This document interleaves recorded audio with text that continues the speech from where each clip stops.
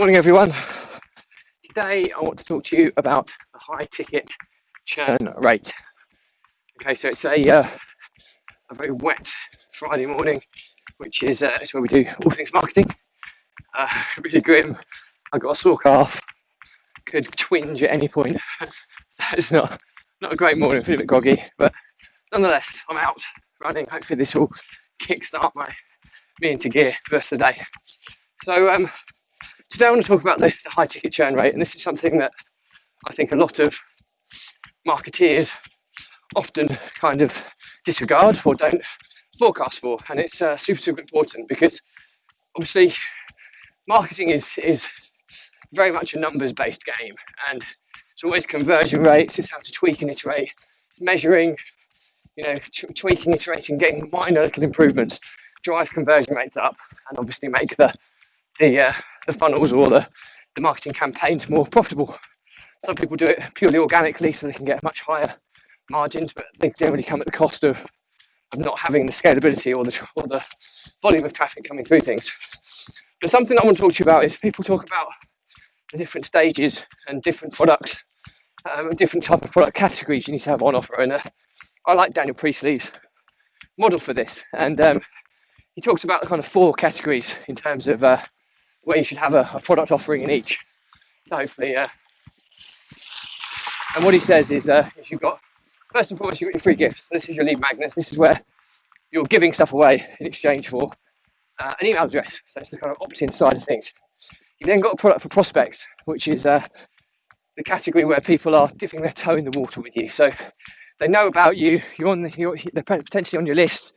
They trust you enough to take a chance, but they don't know you enough to invest heavily with you. So this is where you need to have something that's going to offer them. They have to, in exchange for a time commitment, significant time commitment. So it might be a 3-hour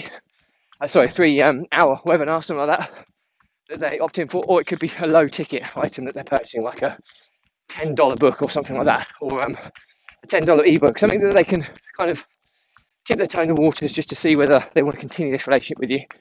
Then the next one is your core offering. Generally, this should be at least £1,000, or significantly more if it's over a course of a subscription base. But this is your kind of core product offering that you want to scale it up, but it's not too expensive to be out of reach for everyone. It wants to be kind of something like something that's pretty chunky, pretty juicy. You can sell pretty. You can scale the saleability of it up, and it's going to still appeal to kind of the mass market. And then the final stage is your logical next steps, and this might be high ticket stuff, or it might be add-ons to your core offering.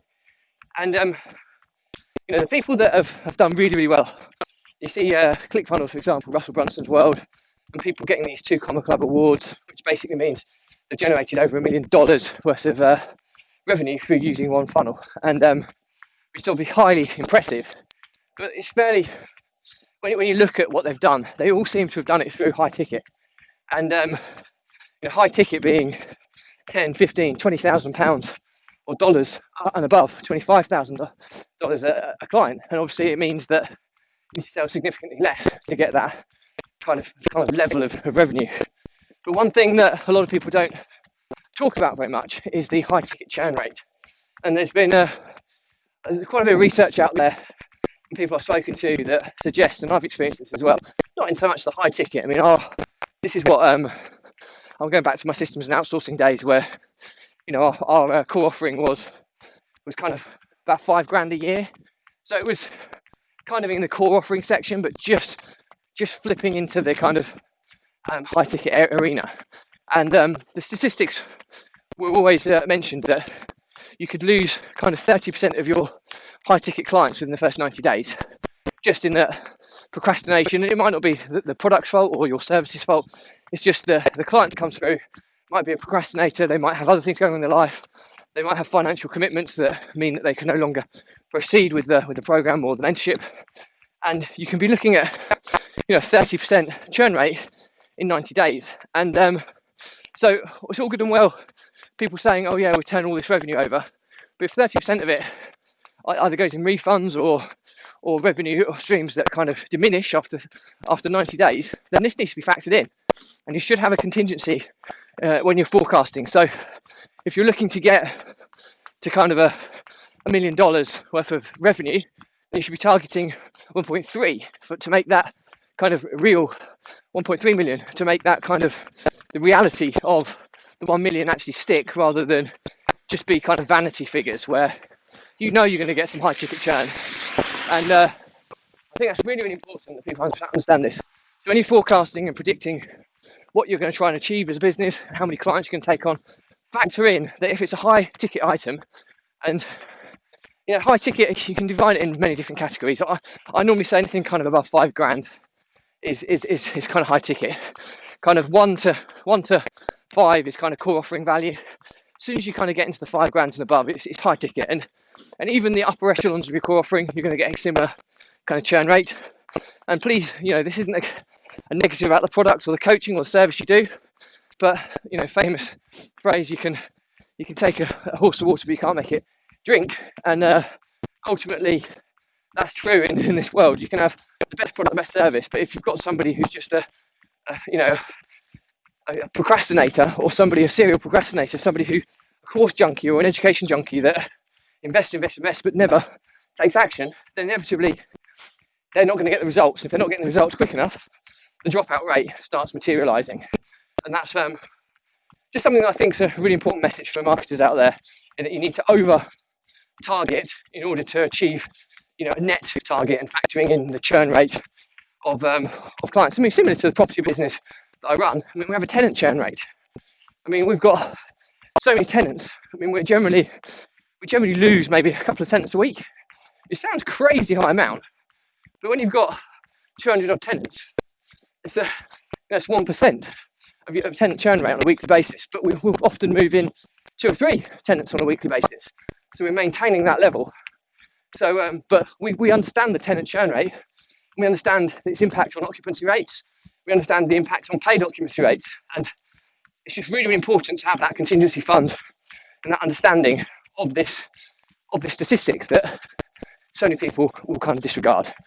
So that's pretty much it. I'm just going to summarise now.